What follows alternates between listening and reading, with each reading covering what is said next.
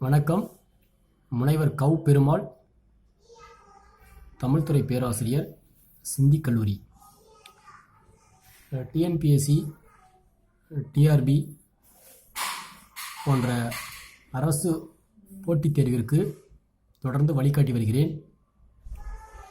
அந்த வகையில் இந்த பொருளாதாரத்தில் 5 ஆண்டு திட்டங்கள் பற்றி அனைத்து போட்டித் தேர்வுகளிலும் வினாக்கள் கேட்கப்படுகிறார்கள். தற்போது 5 ஆண்டு திட்டங்களை பற்றி பார்ப்போம். 5 ஆண்டு திட்டத்தை சோவியத் ரஷ்யாவிலிருந்து கடைபிடிக்கப்பட்டது. இந்த சோவியத் ரஷ்யா 1937-38 காலகட்டத்தில் அவர்கள் தேசிய 5 ஆண்டு திட்டமாக உருவாக்கினார்கள். சோவியத் ரஷ்யாவை பின்பற்றி நம் இந்தியாவில் 5 ஆண்டு திட்டத்தை 1951 முதல் 2017 வரை 12 5 ஆண்டு திட்டங்களாக அமைத்துள்ளார்கள். அதை விரிவாக தேர்வுக்கு தேவையான தகவல்களை பார்ப்போம். முதல் 5 ஆண்டு திட்டம் 1951 முதல் 1956 வரை வரையறை செய்தவர் ஹாரிட் டாமன். முக்கியத்துவம், இந்த முதலாவது 5 ஆண்டு திட்டத்தின் முக்கியத்துவம் வேளாண்மை முன்னேற்றம், நீர்ப்பாசனத்திற்கு முக்கியத்துவம் கொடுத்தது. அதை இலக்கு நிர்ணயித்தது 3.6%. இது வெற்றிகரமாக முடிந்தது. நீர்ப்பாசன திட்டம் உருவாக்கம் தாமோதர், ஹிராகுட், பக்ரானங்கல், மேட்டூர் அணை ஆகியவை இந்த முதல் 5 ஆண்டு திட்டத்தில் உருவாக்கப்பட்டது. ஹிராகுட் உலகின் மிக நீளமான அணை. இந்த ஹிராகுட் அணை மகாநதியின் குறுக்கே கட்டப்பட்டிருக்கிறது. மகாநதி ஒடிசாவில் உள்ளது, ஒரிசா மாநிலத்தில் உள்ளது. பக்ரானங்கல் உலகிலேயே மிக உயரமான அணை. சட்லஜ் நதியின் குறுக்கே கட்டப்பட்டிருக்குது. இது சட்லஜ் நதி பஞ்சாபில் உள்ளது.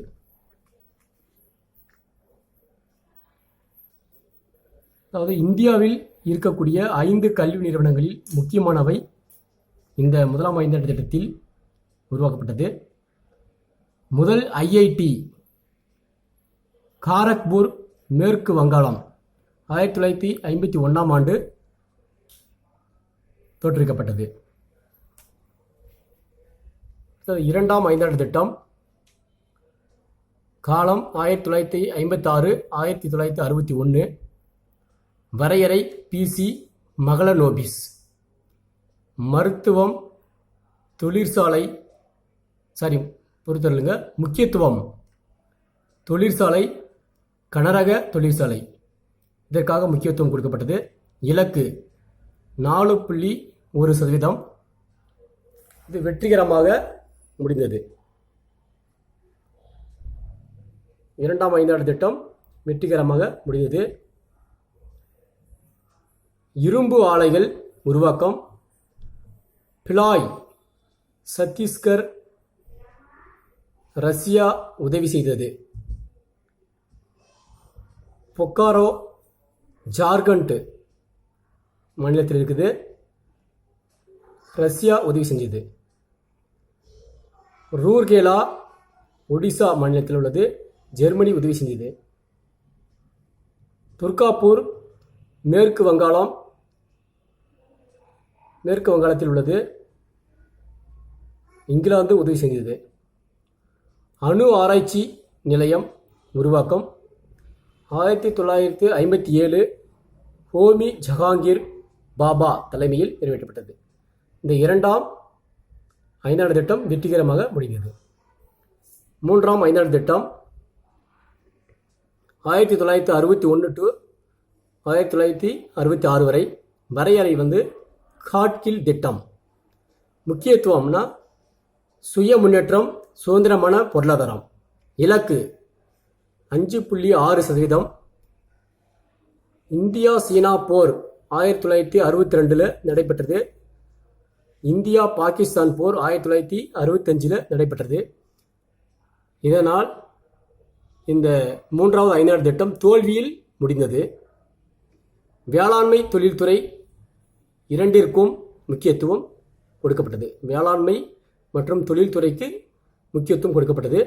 பசுமை புரட்சி அறிமுகம் செய்யப்பட்டது. 1966 1967 வரைக்கும் இந்த இடைப்பட்ட காலகட்டத்தில் பசுமை புரட்சி அறிமுகம் செய்யப்பட்டது. திட்ட விடுமுறை காலம், அதாவது ஓராண்டு திட்டங்கள் சொல்லுவாங்க. காரணம் பஞ்சம், பருவமழையின்மை, வறட்சி. வேளாண்மை மற்றும் அது சார்ந்த தொழில்துறைக்கு முக்கியத்துவம் கொடுக்கப்பட்டது. 4ஆம் ஐந்தாண்டு திட்டம் 1969 1974. வரையறை அசோக் ருத்ரா, ஆலன் மனோ. முக்கியத்துவம் நிலையான வளர்ச்சி, தற்சார்பு. இலக்கு 5.7 அடைந்தது.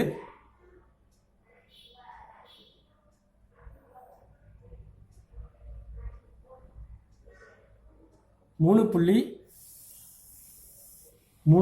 மட்டுமே அடைய முடிஞ்சது. ஆனால் அவர்கள் நிர்ணயித்தது 5.7% இலக்காக வைத்தார்கள். அதனால் இது தோல்வியில் முடிந்தது. இந்தியாவில் முதல் வேளாண் கணக்கெடுப்பு 1970 71 அந்த இடைப்பட்ட காலகட்டத்தில் கணக்கெடுப்பு செய்யப்பட்டது.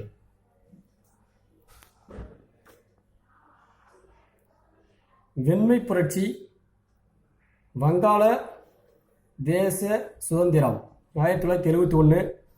முதல் அணுகுண்டு சோதனை 1974 மே 18.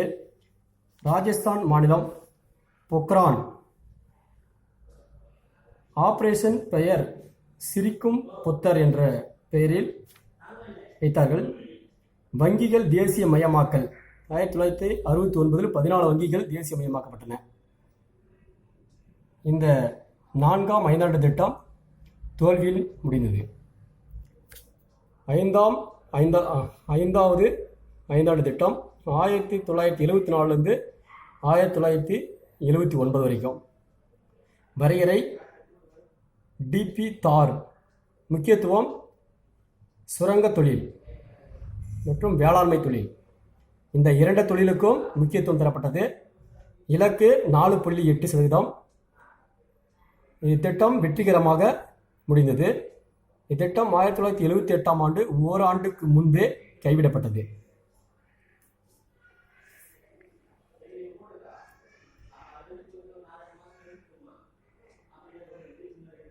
இருபது அம்ச திட்டம் 20 இயர்ஸ் பிளான் சொல்லுவாங்க. 1975 20 அம்ச திட்டம் அறிமுகப்படுத்தப்பட்டது. உணவுக்கு வேலை திட்டம் 1976 1977. சுழல் திட்டம் 1978 1979. ஜனதா அரசாங்கம் மொராஜி தேசாய். TRYSEM 1979 அறிமுகம். காபி ஹட்டாஹோ, வறுமை ஒழிப்போம். இந்த தகவல் 6வது ஐந்தாண்டு திட்டத்தில் சொல்லப்படுகிறது. அடுத்தது 6வது ஐந்தாண்டு திட்டம். 6வது ஐந்தாண்டு திட்ட காலம் 1980 1985. வரையறை பிரணாப் முகர்ஜி. முக்கியத்துவம் வறுமை ஒழிப்பு. தொழில்துறை சார்பு, வறுமை ஒழிப்பு மற்றும் தொழில்துறை சார்பு. இலக்கு 5.7% வெற்றி. நிர்ணயித்தது 5.2 தான் நிர்ணயித்தார்கள். ஆனால் 5.7 வெற்றி பெற்றது. இந்த 6வது ஐந்தாண்டு திட்டம் வெற்றிகரமாக முடிந்தது. காபி ஹட்டாஹே, வறுமையை ஒழிப்போம். முதலீட்டு திட்டத்தை அடிப்படையாக கொண்டது. இரண்டாவது பசுமை புரட்சி 1983 84 அறிமுகம் செய்தது. NREP 1980 national rural employment program என்பதை தோற்றுவித்தார்கள்.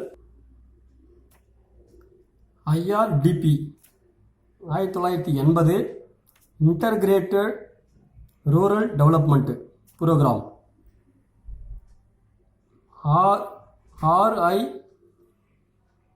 RILGP 1985 rural landless employment growth program. EXIM வங்கி 1982 அறிமுகம். ஏற்றுமதி இறக்குமதி வங்கி என்று சொல்வார்கள். இவையெல்லாம் உருவாக்கப்பட்டது. 7வது ஐந்தாண்டு திட்டம் 1985 1990 வரை. வரையறை பிரணாப் முகர்ஜி. முக்கியத்துவம் தன்னிறைவு பொருளாதாரம் வேலைவாய்ப்பு வழங்குதல். தனியார் துறைக்கு முன்னுரிமை. இலக்கு 6% வெற்றி. 5% நிர்ணயித்திருந்தார்கள், ஆனால் 6% வெற்றி பெற்றது. இந்த 7வது ஐந்தாண்டு திட்டம் வெற்றி பெற்றது. NRY 1989 நேரு ரோஜ்கர் யோஜனா என்ற திட்டம் இந்த 7ஆம் ஐந்தாண்டு திட்டத்தில் தோற்றம் பெற்றது. JRY 1989 ஜவஹர் ரோஜ்கர் யோஜனா என்ற திட்டம் தொடங்கப்பட்டது. 2 ஓராண்டு திட்டங்கள் 1990 91, 1991 92 ஆகிய இந்த 2 ஆண்டுகள் ஓராண்டு திட்டங்களாக செயல்படுத்தப்பட்டது. காரணம், மத்தியில் நிலவிய நிலையற்ற அரசியல் சூழ்நிலை 1991 ஓராண்டு திட்ட காலத்தில் பண மதிப்பை குறைத்துள்ளது. இது ஓராண்டு திட்டங்களாக 1990 92 வரைக்கும் திட்டமிடப்பட்டது.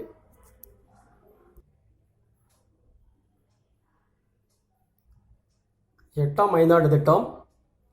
வரையறை ஜான் ஏ மில்லர். முக்கியத்துவம் மனிதவள மேம்பாட்டு, கல்வி, வேலைவாய்ப்பு, சமூக நலன் முன்னுரிமை.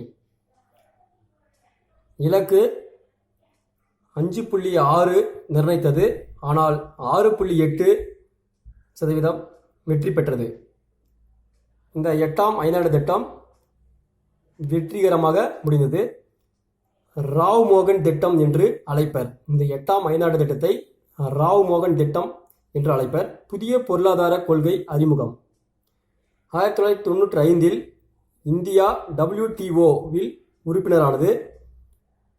வேர்ல்டு ட்ரேட் ஆர்கனைசேஷன் WTO என்றால் பொதுத்துறை நிறுவனங்கள் தனது தொழில்களை தனியார் துறைக்கு ஒப்படைத்தது. 9ஆம் ஐந்தாண்டு திட்டம். வரையறை SP குப்தா. முக்கியத்துவம் சமூக நீதியுடன் கூடிய வளர்ச்சி. இலக்கு 7% நிர்ணயித்தார்கள், ஆனால் 5.6% மட்டுமே அடைந்தது. அதனால் இந்த 9ஆம் ஐந்தாண்டு திட்டம் தோல்வியில் முடிந்தது. SSA சர்வ சிக்ஷா அபியான் 2001 2002 ஆண்டு காலகட்டத்தில் இதை தோற்றுவித்தார்கள். PDS பப்ளிக் டிஸ்ட்ரிபியூஷன் சிஸ்டம் அறிமுகம் செய்யப்பட்டது. 10வது ஐந்தாண்டு திட்டம். வரையறை இல்லை. முக்கியத்துவம் தலா வருவாய் 2 மடங்கு உயர்த்த இலக்கு. தலா வருவாய் 2 மடங்கு உயர்த்த இலக்கு. இலக்கு 8%, ஆனால் 7.2% மட்டுமே முடிந்தது. அதனால் இந்த 10ஆம் ஐந்தாண்டு திட்டம் தோல்வியில் முடிந்தது. 2012க்குள் வறுமை விகிதம் 15% குறைக்க திட்டமிடப்பட்டது. வேலைக்கு உணவு திட்டம் அறிமுகம் செய்யப்பட்டது. ஆண்டிற்கு 10 மில்லியன் வேலைவாய்ப்பு உருவாக்குவதாக இலக்கு நிர்ணயிக்கப்பட்டது. அனைவருக்கும் குடிநீர் வசதி இலக்கு நிர்ணயிக்கப்பட்டது. இந்த திட்டம் புதிய நூற்றாண்டின் புதிய திட்டம் என்று அழைக்கப்பட்டது. SSA சர்வ சிக்ஷா அபியான் 2001 2002 ஆண்டு காலகட்டத்தில் இது தோற்றுவிக்கப்பட்டது, அறிமுகம் செய்யப்பட்டது. 11ஆம் ஐந்தாண்டு திட்டம் 2007 2012 வரை. வரையறை சி. ரங்கராஜன். முக்கியத்துவம் விரைவான மற்றும் அதிகமான உள்ளடங்கிய வளர்ச்சி. இலக்கு 8.1 நிர்ணயிக்கப்பட்டது, ஆனால் முடியவில்லை. 7.9 தான் அடைந்தது. அதனால் இந்த 11வது ஐந்தாண்டு திட்டம் தோல்வியில் முடிந்தது. அனைத்து வீடுகளுக்கும் மின் வசதி, தொலைபேசி, வீட்டு வசதி, தரமான சாலை, குடிநீர் வழங்குதல் போன்றவற்றை திட்டமிடப்பட்டது. இந்தியாவில் காடுகளின் பரப்பளவு 5% உயர்த்துவதாக இலக்கு நிர்ணயிக்கப்பட்டது. ராஷ்டிரிய கிருஷி விகாஸ் யோஜனா 2007 தொடங்கப்பட்டது. 12ஆம் ஐந்தாண்டு திட்டம் 2012 2017. 2015 இந்த திட்டம் நின்றுவிடுகிறது.